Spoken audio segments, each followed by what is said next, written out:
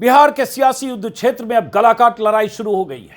NDA और गठबंधन के बीच अपनी जगह बनाने में जुटे प्रशांत किशोर ने जिस तरह से सत्ताधारी दल के नेताओं, मंत्रियों और सांसदों के छिलके उतारने शुरू किए हैं, उसके बाद से हंगामा मचा है। प्रशांत किशोर के खुलासों के शिकार हुए मंत्रियों और सांसदों की तरफ से केस मुकदमे की तैयारी हो रही है। प्रशांत किशोर को मानहानि के नोटिस खटाखट भेजे जा रहे हैं। अदालत में पेश होने के लिए उन्हें सम्मन आ रहा है, लेकिन प्रशांत किशोर ने अपने हमले की धार और तेज कर दी है। 5 दिन पहले प्रशांत किशोर ने शुद्ध हिंदी में नीतीश कुमार के मंत्री अशोक चौधरी पर भ्रष्टाचार के आरोप लगाए।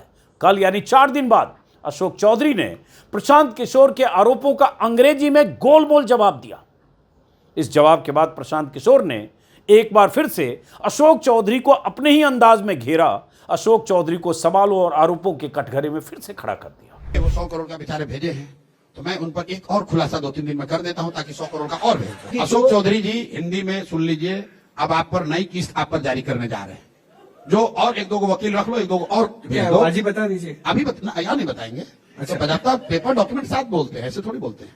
तो इंतजार करिए। ये 100 करोड़ से हमको डराने की कोशिश कर रहे हो। ऐसा एक नेता है भाजपा का, बोला कि इनको जेल भेजवा के दम लेंगे।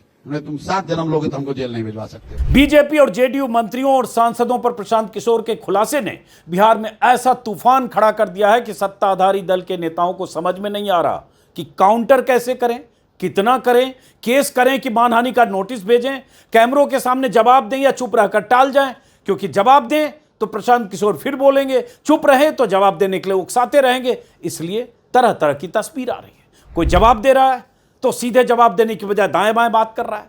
कोई नाम सुनकर प्रशांत किशोर का मन से उठकर चला जा रहा है। जैसे कल मैंने एक तस्वीर दिखाई। चुनाव का व्यवस्था थोड़ी बना है, लेकिन लोग अभी डर रहा है, भैया चोरी मत करो नहीं तो प्रशांत किशोर आ जाएगा। खबर चल रहा है कि नहीं चल रहा है? भैया डर के रहो।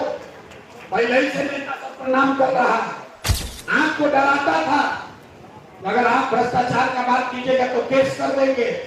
हमने भी शुरू किया तो हमको भी मानहानि का नोटिस भेजा है। अब हालत ये है कि नेताओं से पूछा जा रहा है, प्रशांत किशोर को कुछ बोलिएगा?